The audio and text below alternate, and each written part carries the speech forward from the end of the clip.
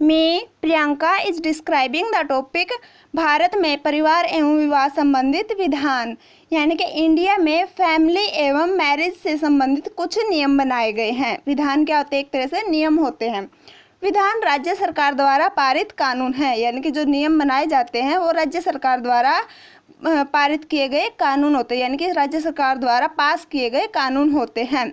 जैसे विधानसभा होती है, विधानसभा का मेन हेड कौन होता है? जो भी मुख्यमंत्री होता है, यानी कि जो राज्य सरकार होती है वो विधानसभा का मेन हेड होता है। यहाँ परिवार और विवाह संबंधित अनेक कानून लागू हैं, यानी कि विधानसभा में क्या किया जाता है, यानी कि जो राज्य सरकार होती है वो क्या करती है? परिवार और विवाह संबंधित अनेक कानूनों को लागू करवाती है, यानी कि पास करवाती है। उनको क्या अपने राज्य में वहाँ पे लागू करवाती है। इस विधान द्वारा समाज में कुरीतियों को समाप्त करने के लिए और समाज कल्याण के द्वारा सामाजिक नियंत्रण करने व अन्य घटनाओं को कम करने के लिए यह विधान बनाए गए हैं। इसमें क्या कहता है कि जो ये विधान होते हैं, जो ये नियम होते हैं, इनके द्वारा क्या होता है? जो भी समाज में कुरीतियाँ हैं, यानी कि बुराइयाँ हैं, उनको समाप्त करना है और समाज का कल्याण करना है। समाज कल्याण के द्वारा सामाजिक नियंत्रण करने व अन्य घटनाओं को कम करने के लिए यह विधान, यानी कि ये नियम बनाए जाते हैं। विधान के उद्देश्य, यानी कि इन नियमों के बनाने के कुछ उद्देश्य होते हैं। इनके उद्देश्य क्या क्या हैं? समाज में व्याप्त कुरीतियों, यानी कि जो भी समाज में फैली हुई कुरीतियां हैं, बुराइयां हैं, इनको दूर करना है और समाज में परिवर्तन करना है, यानी कि समाज को अच्छा बनाना है।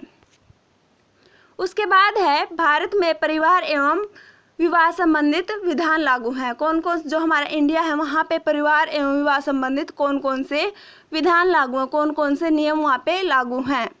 सबसे पहले है हिंदू पुनर्विवाह अधिनियम। मैंने आपको पढ़ाया था कि जो विधवा का विवाह होता है, हिंदू विडो रीमैरिज एक्ट, ये कब लागू हुआ था? 1856 में।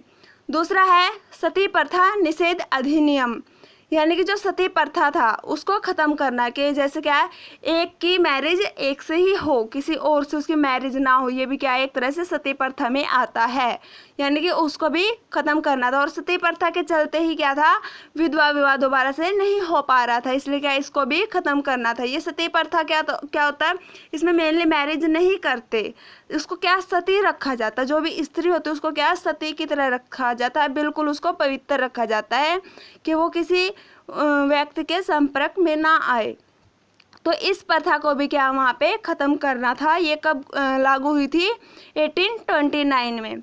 उसके बाद है विशेष विवाह अधिनियम। विशेष विवाह अधिनियम क्या था? जैसे कोई स्पेशल मैरिज करवानी होती है, इसमें क्या होता है? कुछ में तो क्या होता था कि जैसे इंटरकास्ट मैरिज है या फिर कोई और मैरिज है जो अपने कुल में ना हो, एक तरह से अलग हटके जो दूसरे तरह के विवाह होते थे, उसके लिए भी क्या एक तरह से अधिनियम बनाया गया था, यानी कि 1954 में ये अधिनियम लागू किया गया था, विशेष विवाह अधिनियम। उसके बाद है हिंदू विवाह अधिनियम, हिंदू मैरिज एक्ट, ये कब लागू हुआ था? 1955 में। उसके बाद है हिंदू उत्तराधिकारी अधिनियम, यानी कि हिंदुओं का जो उत्तराधिकारी है, यानी कि उनके खुद के एक तरह से कि इस गद्दी को कौन संभालेगा, उसके लिए भी एक एक्ट बनाया गया था 1956 में। ये भी मैंने आपको पढ़ाया था। हिंदू विडो रीमैरिज एक्ट के साथ में मैंने आपको हिंदू सक्सेशन एक्ट पढ़ाया था, जो कि आप मेरी पिछली वीडियोज में भी देख सकते हो।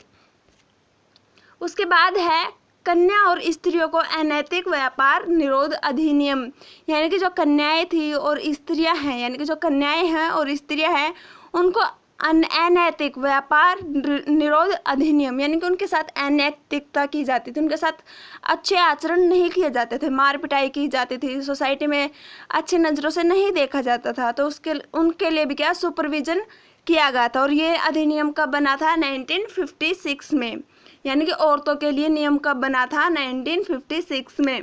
उसके बाद है बाल विवाह निरोधक अधिनियम, जो चाइल्ड मैरिज एक्ट था वो कब लागू हुआ था? 1978 में। इसमें मेनली क्या काम था इसका? बाल विवाह को रोकना। उसके बाद है दहेज के लिए दहेज निरोधक अधिनियम, दहेज को रोकने के लिए जो नियम बनाया गया था वो कब बनाया गया था? 1960 में, जो कि हमारे इंडिया में ये सारे के सारे जो मैंने आपको नियम करवाई है हमारे इंडिया में लागू हैं। उसके बाद है वरिष्ठ नागरिक देखभाल तथा कल्याण अधिनियम। वरिष्ठ नागरिक कौन है? जो बड़े बूढ़े होते हैं, उनकी देखभाल के लिए और उनके कल्याण के लिए भी एक नियम बनाया था 2007 में, ताकि जो भी बड़े बूढ़े हैं अगर उसकी फैमिली वाले उनको अच्छे से देख रेख नहीं कर रहे हैं और वो क्या है उनके लिए केस कर दे, उनके ऊपर जो बड़े बूढ़े व्यक्ति अगर केस कर देते हैं तो सरकार क्या है उनका साथ देती है। ये जो नियम था ये कब बनाया गया था? 2007 में।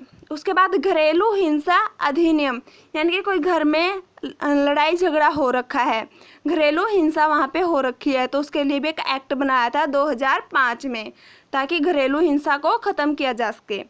उसके बाद है हिंदू दस्तक व, यहाँ पे दत्तक आएगा, क्या आएगा यहाँ पे? दत्तक व भरण पोषण, भरण पोषण, हिंदू दत्तक व भरण पोषण नियम। इसमें क्या होता था कि जो हिंदू होते हैं वो अपना उत्तराधिकारी यानी कि बच्चे को गोद ले सकते हैं। हिंदू दत्तक व भरण पोषण अधिनियम, दोनों का मतलब एक है। भरण पोषण का नियम, भरण पोषण का भी मीनिंग एक है और हिंदू दत्तक का भी मीनिंग एक है, यानी कि जो हिंदू हैं वो क्या है अगर किसी को बच्चे नहीं होते तो वो क्या है बच्चे को गोद ले सकते हैं और उसको एज इट इज जैसे वो अपने बच्चे से प्यार करते वो उससे भी क्या अपने बच्चे की तरह प्यार करेंगे और उसको माता पिता की तरह ही रखेंगे। जैसे क्या है माता पिता एक अपने बच्चे को रखता है उसी तरह से अपने बच्चे को रखेंगे, और उसके लिए भी क्या है नियम बनाया गया था 1956 में। ये पहले क्या जो जम्मू कश्मीर है वहाँ पे ये लागू नहीं था, लेकिन आजकल क्या वहाँ पे भी इसके लिए ध्यान दिया जा रहा है। इसमें जो भी हिंदू होता है, हिंदू क्या कर सकता है बच्चे को गोद ले सकता है और उसको अपना उत्तराधिकारी बना सकता है। तो ये थे हमारे कुछ नियम जो कि भारत में लागू हो रखे हैं। भारत में परिवार एवं विवाह से संबंधित प्रमुख विधान हैं, ठीक है, जो कि हमारे इंडिया में लागू हैं। ये आपको याद करने होंगे। Thank you.